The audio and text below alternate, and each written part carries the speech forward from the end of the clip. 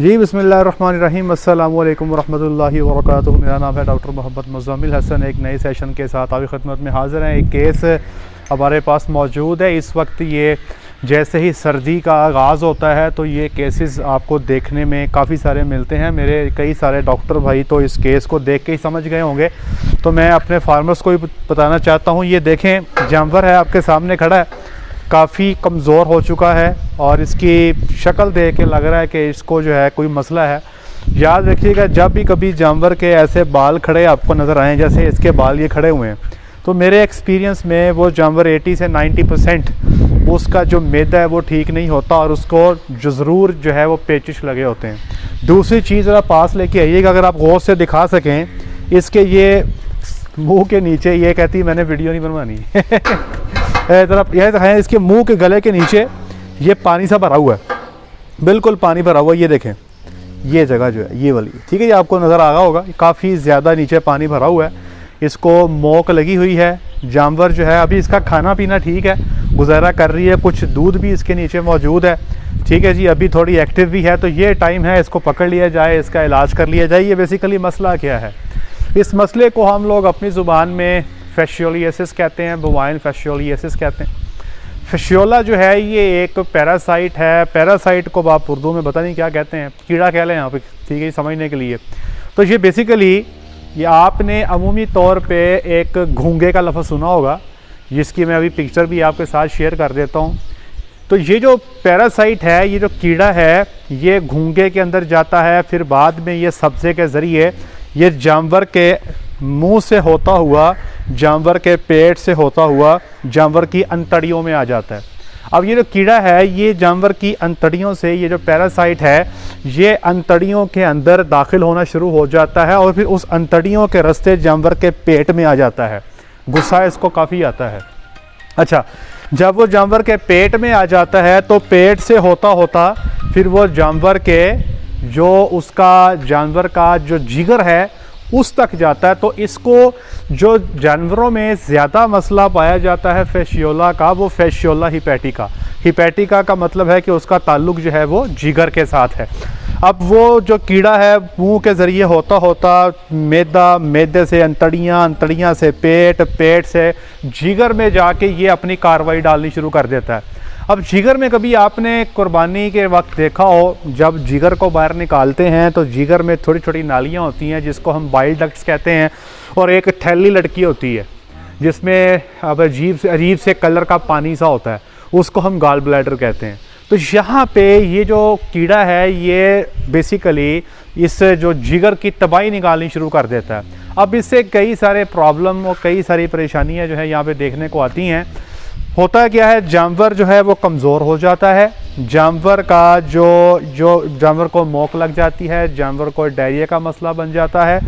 तीसरे नंबर पे जानवर को ट्रॉमेटिक हेपेटाइटिस हो जाता है। ये एक टर्मिनोलॉजी है, आपको शायद समझ नहीं आएगी। और सबसे बड़ा मसला सडन डेथ, यकलख्त ही आपको जानवर मरा हुआ मिलेगा। लेकिन हमारे वलैती गायों में ये यकलख्त मरने वाला मामला नहीं होता। उसकी वजह है, उसकी वजह ये है कि ये जो बैक्टीरिया, ये जो पैरासाइट जब जिगर के अंदर तबाही फेरता है तो वहाँ पे ये कुछ रास्ते बना देता है, ट्रैक्स बना देता है। उन रास्तों में, उन ट्रैक्स में एक बैक्टीरिया जिसको क्लोस्ट्रीडिया कहते हैं, वो क्लोस्ट्रीडिया उनके अंदर आके अपनी ग्रोथ कर लेता है और उसकी वजह से एक नई बीमारी जानवर को लग जाती है, जो क्लोस्ट्रीडियम नोवियाई की वजह से होती है, या जिसको ब्लैक डिजीज़ कहते हैं, और जानवर ठक करके आपको मरा हुआ मिलता है, या जिसको आप सडन डेथ कहते हैं, वो मसला आपको देखने को मिलता है। और जानवर की चूँकि कुव्वत मुदाफ़त कम हो चुकी होती है, जानवर को मोक लग जाती है और उसकी अंतड़ियों में साल्मोनेला का प्रॉब्लम जो है वो भी काफ़ी हद तक आना शुरू हो जाता है। आपको देखने में जानवर का दूध कम हो जाएगा, जानवर का बॉडी वेट कम हो जाएगा, जानवर की आंखें डाउन हो जाएंगी, जानवर का उठना बैठना मुश्किल हो जाएगा, जानवर को मोक लग जाएगी और जानवर के ये नीचे स्वेलिंग हो जाएगी। ये मैं अपने डॉक्टर साहबान को बता दूं कि ये जो ब्लड में प्रोटीन का लेवल कम हो जाता है, उस प्रोटीन के लेवल के कम होने की वजह से ये जो नीचे है स्वेलिंग हो जाती है। इसको अपनी लैंग्वेज में बॉटल जा कहते हैं।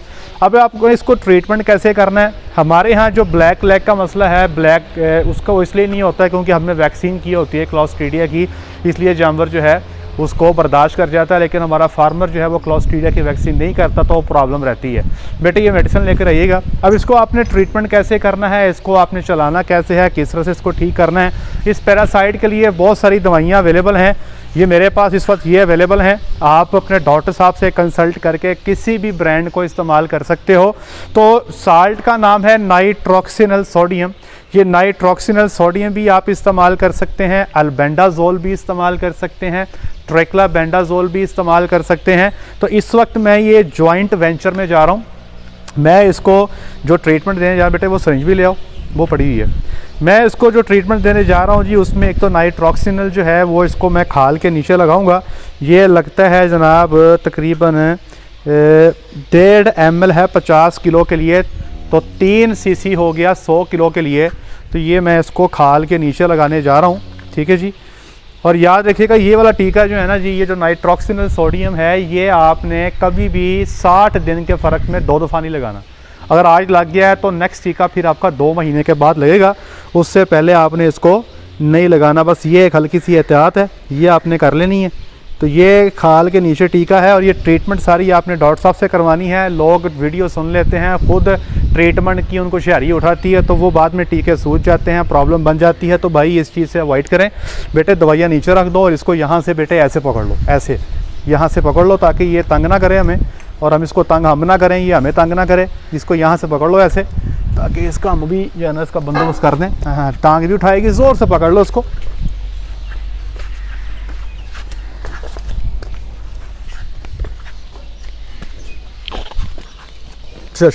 छोड़ दो।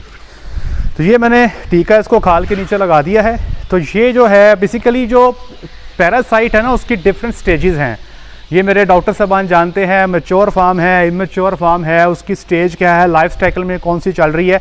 तो दवाइयाँ जो होती है ना, वो मुख्तलिफ स्टेजेस पे काम कर रही होती हैं। तो हमने यहाँ पे कॉम्बो ट्रीटमेंट करनी है।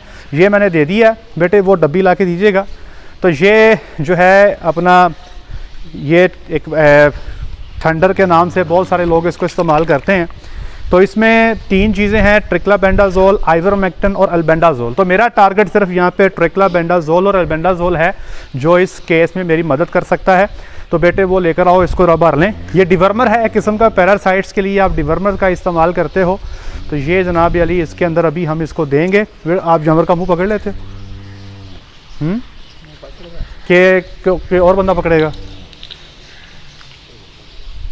क्यों भाई? बेटे मैं खोलूं तेरा इसको।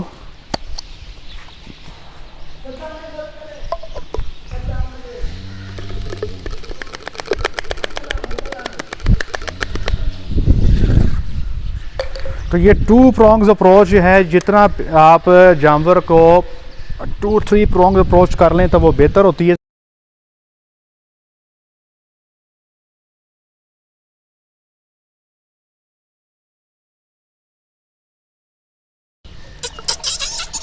चलो चले, इसके मुंह में हाथ फेर दो, हाथ फेर दें, छोड़ दें, पिला ली, होगी ले गई है, ले जी दवाई इसको पिला दी, हो गई।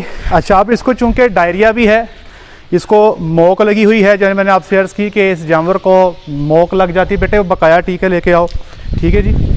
तो इस मोक के लिए मैं यहाँ पे इसको जो है वो, जैसे मैंने आपको बताया कि इम्यूनिटी जानवर की कमज़ोर हो जाती है, कुछ मज़ीद बीमारियाँ जानवर को आ घेरती हैं। तो ये मैं 2 टीके और लगाने जा रहा हूँ, एक विटामिन AD3 इम्यून सिस्टम को बेहतर करने के लिए, और ये साथ में जानवर को मैं एंड्रोफ्लॉक्सासिन एंटीबायोटिक देने जा रहा हूँ, ताकि जानवर जो है जल्दी अपने आप को कवर करे। एंड्रोफ्लॉक्सासिन जो है ये मैं इसको दूंगा तकरीबन 4 से 5 दिन, ठीक है जी। और विटामिन AD3 है जो एक दफ़ा ही लगाएंगे। पेट पकड़ लो,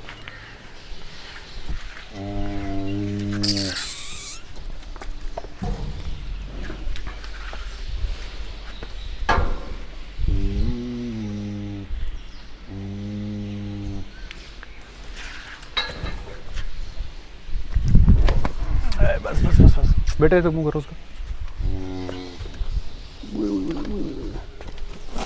चलो ये पकड़ लें। तो ये जनाब इसका ट्रीटमेंट मुकम्मल हो गया। नाइट्रोक्सिनल सोडियम जो है ये मैं इसको अब ज़रूरत पड़ी तो 2 महीने पर से ज़रूरत नहीं पड़ेगी, ठीक हो जाएगी इंशाल्लाह। और साथ ही साथ जो है इसका जो मोक भी इसकी बेहतर हो जाएगी। बाज़ लोग ये कंप्लेन करते हैं कि जी हमारे जानवर को मोक लग गई है, बड़ा कुछ करके देख लिया वो ठीक नहीं हो रहा। तो वहाँ पे मैं उनसे ये कुछ रिक्वेस्ट करता हूँ कि जॉनिस का टेस्ट करवाएं, टीबी का टेस्ट करवाएं, साथ ही साथ फेशियोला का टेस्ट भी करवा लिया करें। बाद औक़ात जानवर को फेशियोला का प्रॉब्लम होता है तो उसकी सही ट्रीटमेंट नहीं की जा रही होती तो वो बेचारा डायरिया किया जाता है। तो ये हमने कोशिश की है जानवर को हर तरफ से कवर करने की। उम्मीद है कि अल्लाह के हुक्म से ये बेहतर हो जाएगा। ले जी आज के लिए इतना ही, अपना ख्याल रखें, दुआ में याद रखें, 5 वक्त की नमाज़ अदा करें। अस्सलाम वालेकुम।